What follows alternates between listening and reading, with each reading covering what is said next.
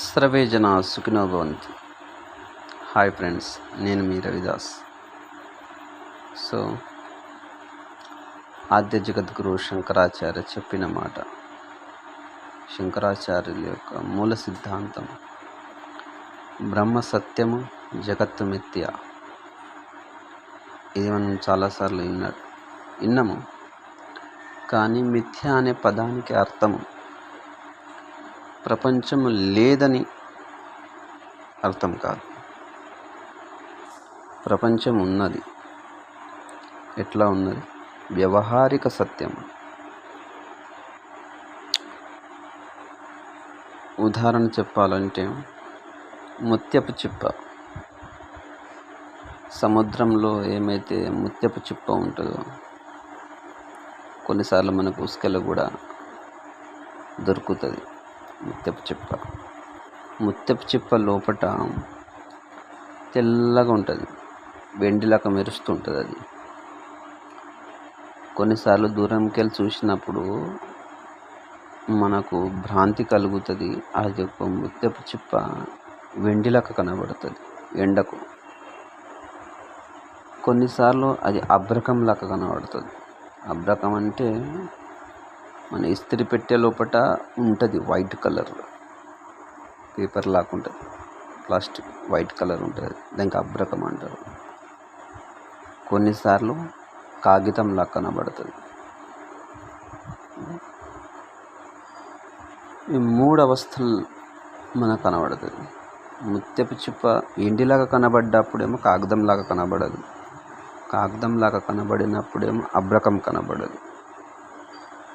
ఒకటి దానికి ఒకటి వ్యతిరేకున్నది. అది కనబడ్డప్పుడు ఇది కనబడ్డది, ఇది కనబడ్డప్పుడు అది కనబడదు.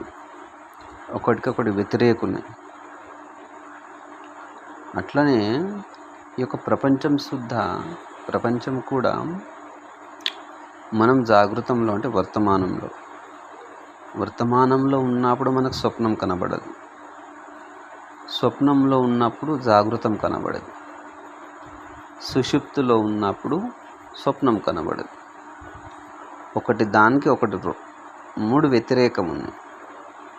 జాగ్రత్తం ఉన్నప్పుడు స్వప్నం కనబడదు, స్వప్నం ఉన్నప్పుడు సుషుప్తి కనబడదు, సుషుప్తి ఉన్నప్పుడు జాగృతము స్వప్నం రెండు కనబడదు. ఇవన్నీ వ్యతిరేకం ఉన్నది ఒకటి దానికి ఒకటి. నిద్రించిన తర్వాత జాగృతాన్ని మర్చిపోతాం, మెలకైన తర్వాత స్వప్నాన్ని మర్చిపోతాం. ఎప్పుడైతే మనకు సత్యదర్శనం అవుతుందో, సత్యదర్శనం అయిన తర్వాత ఇవన్నీ వ్యవహారిక సత్యము అని తెలుస్తుంది మనకు. ఇది శాశ్వతం కాదు, వ్యవహారిక సత్యం. జ్ఞాని జాగృతము, స్వప్నము, సుషుప్తి ఇవన్నీ అనుభవం తీసుకుంటాడు, పరిణామాలను చూస్తాడు, గాఢ నిద్ర యొక్క అనుభవాన్ని కూడా తీసుకుంటాడు. కానీ ఇవన్నీ తాత్కాలికము, అంతేకాని సత్యం కావు. దీనికి అనిర్వచనీయం అంటారు. సత్యం అని చెప్పలేము, అసత్యం అని చెప్పలేము. కానీ అవ్యక్తం నుంచటే వ్యక్తం వచ్చిందని చెప్తారు ఆచార్యులు. ఇంకొంతమంది ఆచార్యులు ఏం చెప్తారు? బ్రహ్మమే నామరూపాలతో కనబడుతుందని చెప్తారు. దీనికి రెండు విధాలు కూడా చెప్తారు. వ్యవహారిక సత్యం అంటే ఇప్పుడు నేను నా ఎదురుగా ఒక హెలికాప్టర్ నేను దగ్గరగా చూసిన, నది నా అనుభవం. కొంత సమయం అన్నాక హెలికాప్టర్ పోయింది. నా ఫ్రెండ్కి నేను చెప్పిన, హెలికాప్టర్ నేను దగ్గరగా చూసినరా అని నేనంటే వాడంటాడు, హెలికాప్టరే లేదు, ఎలా చూస్తావు అంటాడు. అరే నేను చూసిన సమయం కాలం వేరురా, అది ఇప్పుడు లేదు. ఇప్పుడు లేదంటే లేదని అర్థం అని వాడంటాడు. అంటే ఒక కాలంలో ఉండి అప్పుడు సత్యము, ఆ కాలం అయిపోయిన తర్వాత లేదంటే అది అసత్యం. ప్రపంచం ఒక కాలంలో ఉండి ఒక కాలంలో లేదు. బాల్యము, యవ్వనం ఒక కాలంలో ఉంటుంది, ఒక కాలంలో ఉండదు. అందుకే మనం చిన్నప్పుడు దిగిన ఫోటోలు, అవి ఫోటోలను చూసి మనం ఆనందిస్తాం. ఇదిగో ఇందులో ఉన్న నేనే అని మనం సంతోషిస్తాం. కానీ ఆ శరీరం పరివర్తన చెందుతుంది.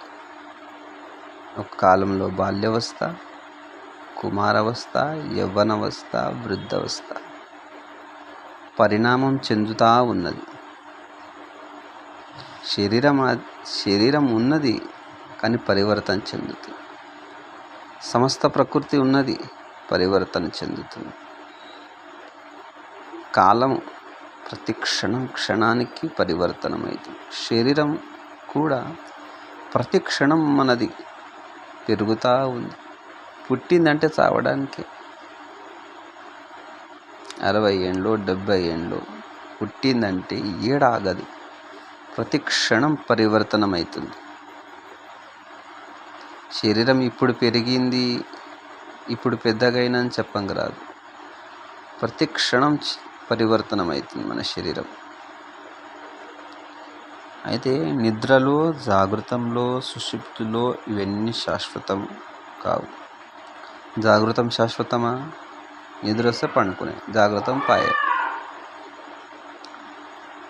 సుషుప్తి వస్తుంది. అప్పుడు సుషుప్తి వచ్చినాక స్వప్నం పోతుంది. సుషుప్తి శాశ్వతం కాదు, జాగృతం శాశ్వతం కాదు, స్వప్నం శాశ్వతం కాదు. కానీ జాగృతం ఉన్నది, స్వప్నం ఉన్నది, సుషుప్తి కూడా ఉన్నాయి. లేవని అనంగరాదు. ఇది వ్యవహారిక సత్యం. అంటే వర్తమానంలో ఏదైతే జరుగుతుందో, ఏదైతే అవుతుందో అదే సత్యం. అయిపోయిన విషయాలు మిథ్య. మిథ్య అంటే ప్రపంచం లేదని అర్థం కాదు. ప్రపంచం నువ్వు అనుకున్నట్టు లేదు. మనం అనుకున్నట్టు ఉన్నదా ప్రపంచం? ఎప్పటికొకటేలాగా ఉన్నదా? లేదు. ఇదే చెప్తున్నారు శంకరాచార్యులు. మనసు లేదని కాదు, మనసు సక్రియం ఉన్నది. ఒక కాలంలో మనసు ఉంటుంది, ఒక కాలంలో ఉండదు.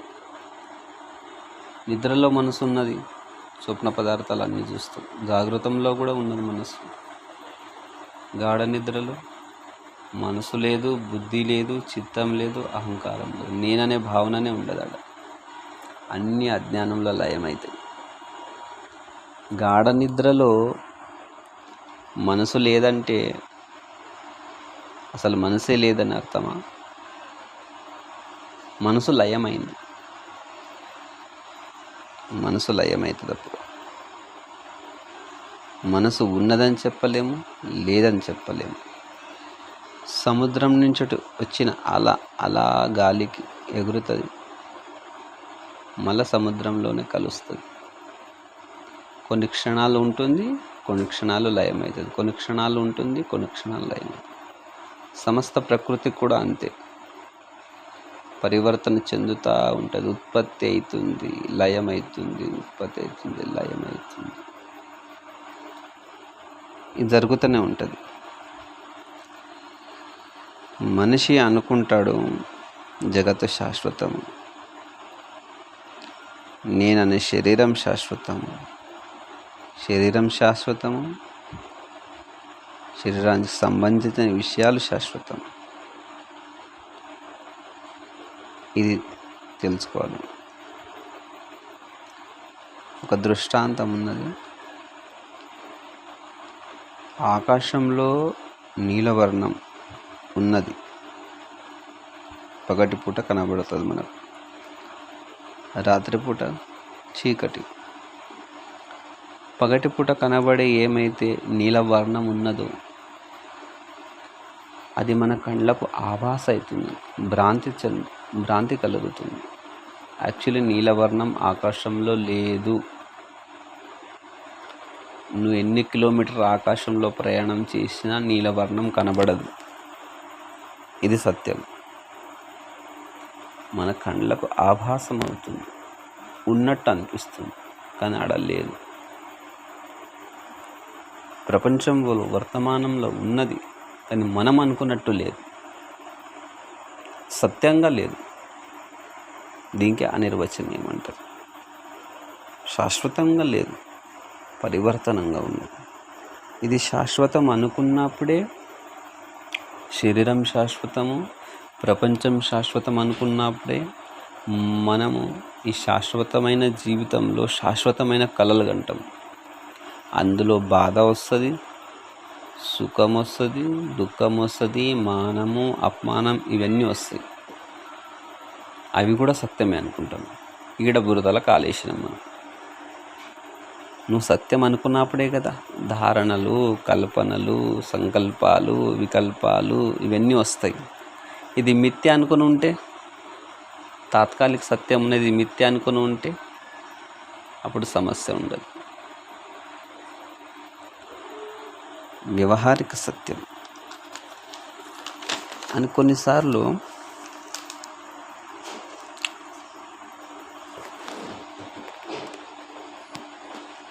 పగటిపూట నీలవర్ణం కనబడుతుంది, రాత్రి కనబడదు. చీకటి కూడా అంతే. చీకటి కనబడుతుంది, పట్టుకోలేము. ఎవడు పట్టుకోలేడు చీకటికి. ఆ నీలవర్ణాన్ని ఎవడు పట్టుకోలేడు, చీకటి కూడా ఎవడు పట్టుకోలేడు. దీపకాంతితో చీకటి పోతుంది. ఎక్కడ పోయింది చీకటి ఎవడు చెప్పలేడు. వెలుగులోనే లయమైంది అది. ఒక కాలంలో ఉండి ఇంకో కాలంలో లేకుంటే దాన్ని మిథ్య అన్నారు. అది ప్రకృతి అయినా మనిషి అయినా ఏదైనా. చాలామంది ప్రపంచము మాయా, స్త్రీ మాయా, ప్రపంచం లేదు లేదు అని అంటారు. అన్ని విషయాలను భోగం చేసుకుంటా వాడు లేదంటాడు. ఇది రాంగ్.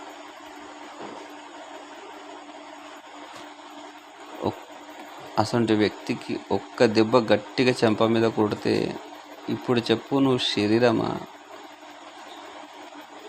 శరీరానికి దెబ్బ తాకిందా లేదా అంటే తాకిందని అంటాడు. కానీ ఇది సత్యమా అంటే సత్యం అంటాడు. శరీరం కాదన్నోడే శరీరాన్ని మీద దెబ్బ పడ్డప్పుడే వాడు అప్పుడు వర్తమానంలో వస్తాడు. ఆ దెబ్బ తాకింది సత్యమే, కానీ వ్యవహారిక సత్యం అని తెలుసుకుంటాడు. చూసిన దాన్ని సత్యం అనుకోవడమే మాయ. ఒక కాలంలో ఉండి ఒక కాలంలో లేని దాన్ని మిథ్య. ఎవరైతే పరమ సత్యాన్ని తెలుసుకున్నాడో, నేను బ్రహ్మతత్వాన్ని తెలుసుకున్నాడు, మూల స్థితిలో ఉన్న తర్వాత జాగృతము, స్వప్నము, సుషుప్తి ఇవన్నీ నేను కాదు, నా ద్వారా జరుగుతున్నాయి, నా ప్రమేయం లేకుండా జరుగుతున్నాయి, ఇవన్నిటికీ నేను సాక్షిని అని తెలుసుకున్నాడు, శాంతిగా ఉంటాడు. భ్రాంతిలో సంశయంలో ఉన్నప్పుడు ఇవన్నీ ప్రతీతి అవుతాయి. ఇవన్నీ పరిణామాలకు, భావద్వేషాలకు పరిణామాలు అవుతూ ఉంటాయి. ఆకాశంలో నీలవర్ణం కనబడ్డట్టు, రజ్జులో సర్పం కనబడ్డట్టు, దర్పణంలో నగరము కనబడ్డట్టు, స్థానులో పురుషుడు కనబడ్డట్టు, జలంలో వృక్షము ప్రతిబింబము కనబడ్డట్టు, భ్రాంతిలో మనకు అన్ని కనబడుతున్నాయి. ఇవన్నీ వ్యవహారిక సత్యం, వర్తమాన సత్యం. భ్రాంతి జీవునికి బాధ ఇస్తుంది. ఎందుకంటే అవి సత్యం అనుకుంటుంది, శాశ్వత సత్యం అనుకుంటుంది. సత్యం కేవలం వ్యవహారిక సత్యం. భ్రాంతి నుంచి శాంతికి రారా అంటే తొందరగా రాడు. ఎందుకంటే మనసుకు సత్యం సత్యాన్ని అన్వేషణ మనసు చెయ్యడానికి ఒప్పుకోదు. అది మనసుకు కల్పనలు కావాలి, భవిష్యత్తు యొక్క పరిణామాలు కావాలి. వర్తమానంలో ఎప్పుడు ఉండదు మనసు. ఎందుకంటే అలవాటు పడ్డది మనసుకు. భ్రాంతి నుండి శాంతికి రావాలంటే పరమసత్యం ఏమిటో గురు ద్వారా తెలుసుకోవాలి. అప్పుడే శాంతిగా ఉంటాడు. నేను శరీరము, మనసు, సుఖము, దుఃఖము, బాధ, నొప్పి, మానము, అపమానము, ఇవన్నీ శరీర మనసు ధర్మాలు. ఇవన్నీ నీవు కాదు. ఇవన్నిటికీ నువ్వు సాక్షి ఉన్నావు. 3 కాలాలకు అతీతంగా, 3 స్థితిలకు నువ్వు అతీతంగా సాక్షిగా ఉన్నావు. సాక్షిగా ఉండాలి. తాదాత్మ్యత ఎప్పుడు కావద్దు. అన్ని అవసరానికి ఉపయోగించాలి.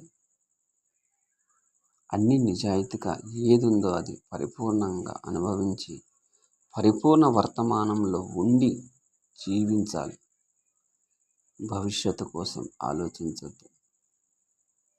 భవిష్యత్తు మంచి కావాలంటే వర్తమానంలో నిజాయితీగా పనిచేయాలి.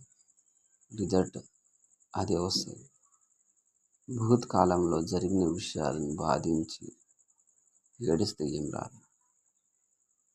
తెలియక జరిగిన తప్పులు అనుభవం యొక్క ఆధారంతో, వివేకంతో వర్తమానంలో జీవించాలి. వర్తమానంలో ఉండేటిదే స్థితప్రజ్ఞత స్థితి. సో ఈ స్థితికి రావాలంటే అసలు జాగృతం అంటే ఏమి, స్వప్నం అంటే ఏమి, సుషుప్తి అంటే ఏమి, మిథ్య అంటే ఏమి, మాయ అంటే ఏమి, ఎప్పుడైతే దీని గురించి మనం ఆలోచిస్తామో అప్పుడు సత్యం మనకు తెలుస్తుంది. సత్యం మనం దేన్ని అంటున్నాం? మనం అన్ని సమయాల్లో ఉంటుంది ఆ సత్యం. ఏ సత్యం అయితే అన్ని కాలాల్లో ఉన్నదో అది పరమసత్యం. జాగృతం పరమసత్యమా, సుషుప్తి పరమసత్యమా, నిద్ర పరమసత్యమా? ఇది సత్యం. ఇవన్నిటికీ అతీతంగా ఉన్న సాక్షి సత్యం. దీని అన్నిటికీ చూస్తుంది మౌనం. పరమ మౌనంగా ఏదైతే ఉందో అది సత్యం. అది నీవై ఉన్నావు. ఇదే మనం తెలుసుకున్నది ఈరోజు టాక్. సో ధన్యవాదాలు. సర్వే జనా సుఖినో భవంతు. మీ రవిదాస్.